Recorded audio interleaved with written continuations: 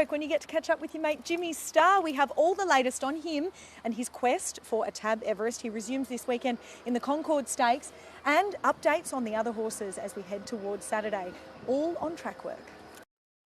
Well, James, let's start with your two that had the exhibition gallop yesterday. So obviously Queen of Clubs and NCAP. We were chatting off camera. NCAP's such an interesting horse. He only sort of does what he has to do, but when he's asked, he finds. Yeah, he's a good worker, but he only will really do what you sort of make him do. And sort of funny yesterday, at one point, it looks like the filly was going past him, but when Nash asked for an extra effort, he had his head in front on the line. And Nash and James are both very complimentary about the horses, and both said it's sort of as good a piece of work as you'd get, which is very exciting going into the spring. So coming out of that, we see NCAP, he's been dodging the wet tracks, obviously. Where will he go officially? Yes, he's going to go to the Theo Marks. Obviously, we've been just waiting, scratch from wet tracks, but now we're finally getting at dry tracks. It's great. Obviously, the weather looks to have completely changed, and then she'll go to the 1400 in 2 weeks' time, so she'll be 4 weeks between runs, but with that nice solid gallop under her belt, she'll be ready to go there. And she obviously didn't enjoy that ground last time out. No, but actually did a remarkable job considering, you know, she was hating it the whole way and the 1200 was too short for her, but picked up very well to the line. So you've got to think dry track 1400 should be very hard to beat next start.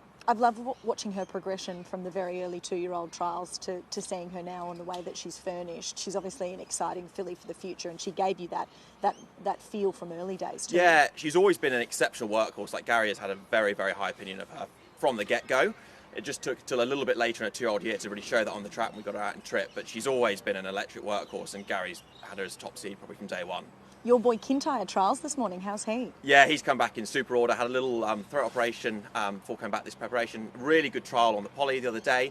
Nice to get him back on the grass a bit further today, and then we'll see how he pulls up, but they'll be likely heading to the races shortly after that.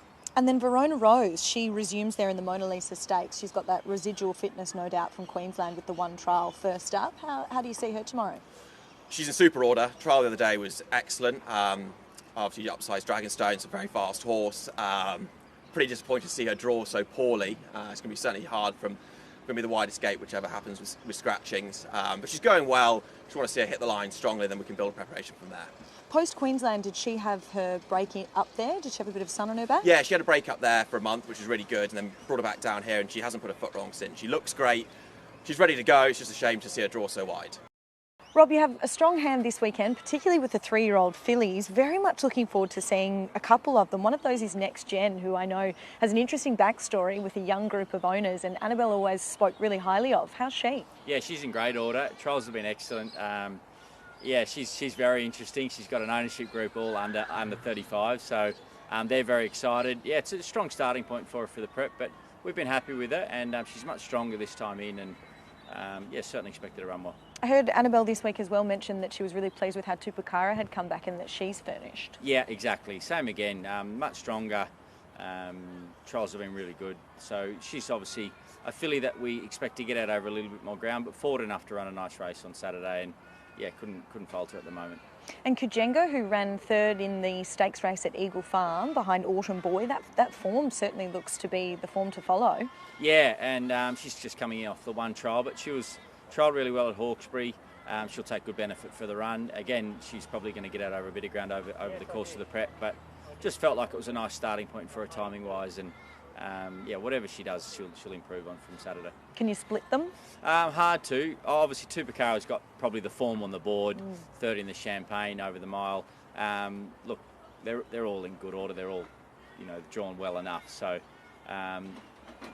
probably Tupakara at the moment, but wouldn't be surprised me if one of the other two, finished ahead of her. Just put you on the spot there.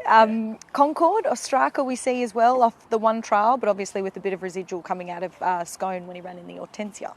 Yeah, exactly. He's good. Trial's excellent. He's sort of ran well off one trial before, and he's nice and fresh, and the 1,000 metres, again, should be a nice starting point. And just looking forward to seeing him back. He sort of mixed his form a little bit last preparation, so just trying to get a bit of consistency with him, and yeah, we're happy with him leading in. I say residual, but Scone was now in May and we're in September, and it feels like I've forgotten what month it is. Can you believe how quickly it comes around? Yeah, no, doesn't it? God, it comes around quick. But it's an exciting time of year, isn't it? Lots of nice races, and yeah, he's in great order. Great, and then we'll just touch on the tramway, because you do have Alma Beer, Depth of Character and Port Lockroy. Are they all likely to take their place? Yeah, at this stage, all likely. We'll just see how they are over the next, obviously, day or two. Been happy with all three. They've trialled up well. Depth of Character and Port Lockroy and Almavier trials have been excellent. So it's a strong race.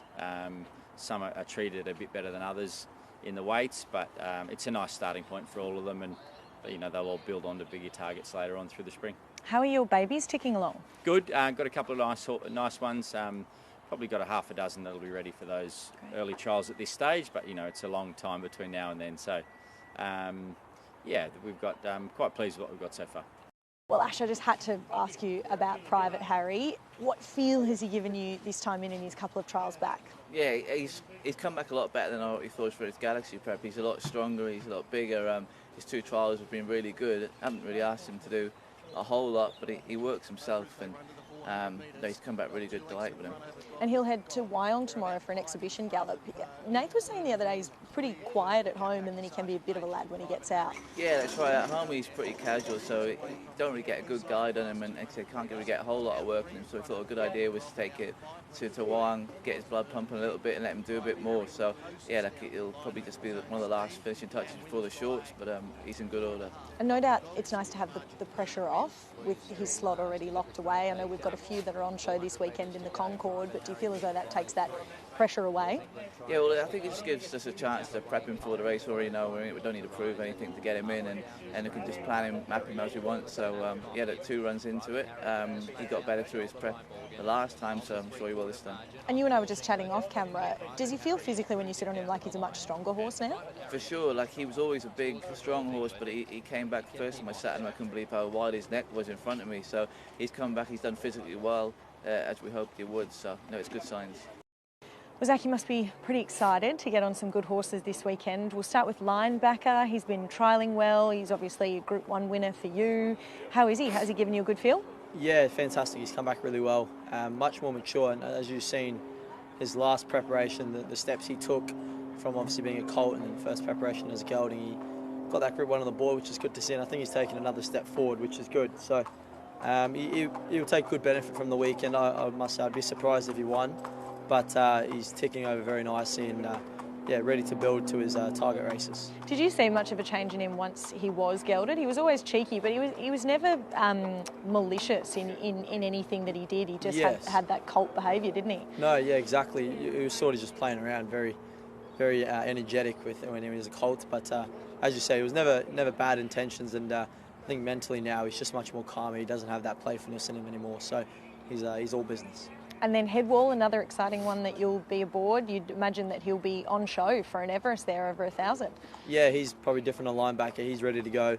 Obviously 1,000 metres he's a specialist at, but he's much stronger this prep, and he's much sharper. He's jumping really well on his trials, which is probably going to help him race day. Got a lovely barrier, which will help, and hopefully he can race well, and he should be right in the finish, if not winning. So very excited to ride him, and if all goes well, we should be there on the big day. Well, Dill, I thought I'd have a chat with you and see how you're feeling after the weekend. Obviously, what happened with Tyreek on Saturday, and we were saying that you never want to see it happen, particularly to a horse with that sort of progression, and he was such a lovely, lovely type. Yeah, exactly. Look, when you work with them long enough, you don't want to see it happen to any of them, but especially a horse of his nature, he was the kindest thing ever, and he seemed like a little pet. So my heart breaks for the stable and the connections, but hopefully they can eventually get over it and move on. But yeah, sad day for everyone. Yeah, it certainly was. We send our thoughts to them. How are you feeling? Yeah, I got pretty lucky. I just had a bit of bruising come up on the inside of my arm, so all things considered now, I'm very, very lucky to really only have him collect me on his way over the top of me. So thankfully I was able to get straight back into the races the next day and quickly resume things back to normal, because didn't really want to sit around and think about that too long. And you came out and rode a winner on Sunday, of course. I have seen you bruise. It's decent though, so it obviously you'd be feeling it. Yeah, it's tender to touch, but the key thing was all the positions I'm in riding, I can't feel it. So thankfully the only pain I got to deal with is when I'm not on a horse. So I can still go out there, do my job, and thankfully, like you said, Sunday I was able to get 2 winners and one on a nice horse for Bjorn Baker and What a Legacy. So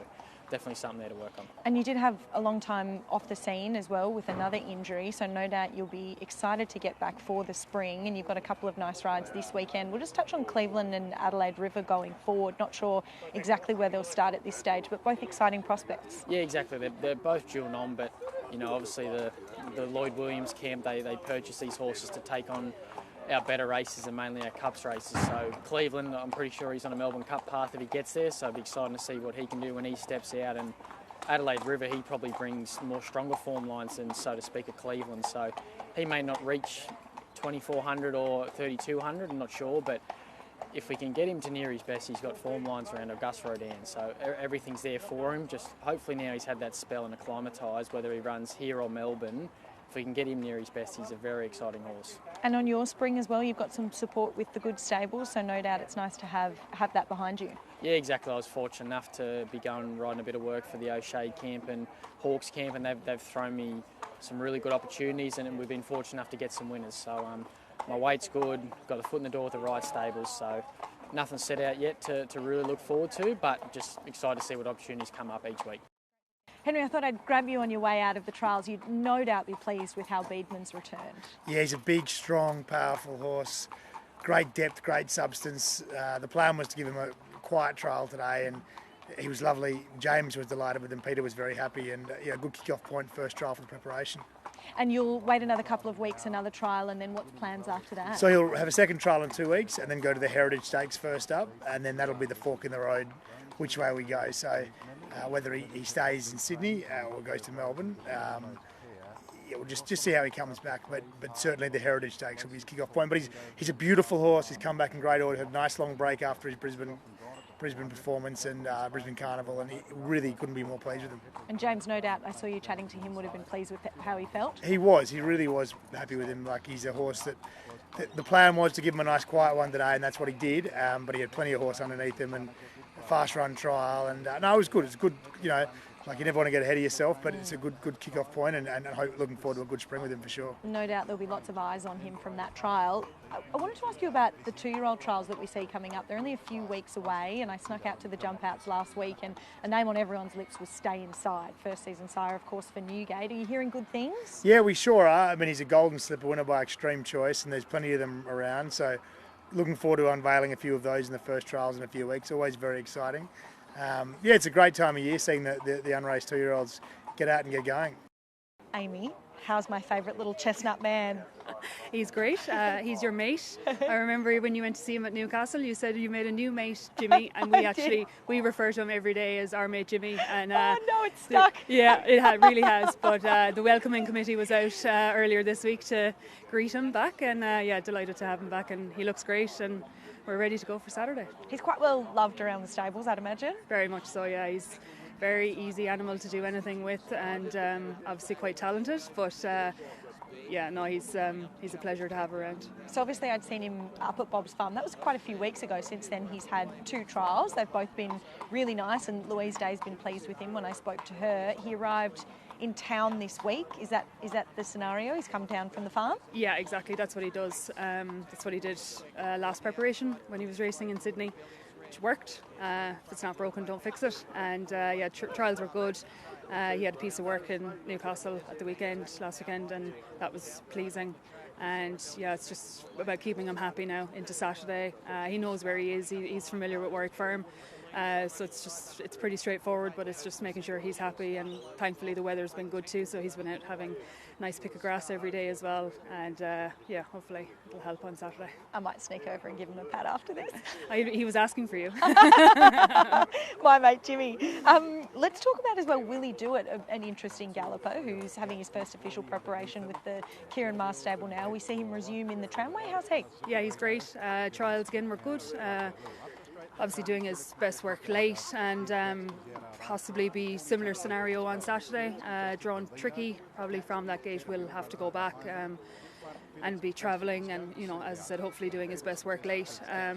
But he's in good order, and excited to have him in the stable, and Based on how Saturday goes, we'll likely look at the Epsom, but those 2 runs would be crucial as to decipher where we go from there. But yeah, no, we're very happy with them. And no doubt you'd be pleased with the recent trials of Tempted and Stake Visit. Yeah, for sure. Both trialled enormous on Tuesday, and they've come through that really, really well. Both 8 up straight away, which is great. And Tempted has gone back down to Bong Bong. She enjoys it down there. State Visit has stayed here at Warwick Farm. He enjoys it here. And we'll look to the Run to the Rose with Tempted. State Visit will get a nom in the Run to the Rose, and also the Poseidon in Melbourne down the straight. So yeah, it is interesting. Like, obviously 2 very different horses, but one likes Bong Bong, one likes Warwick Farm. But that's why we're in a great position. We have all these facilities and locations that we're able to mix it around and find where a horse is happy and ultimately get the best out of them.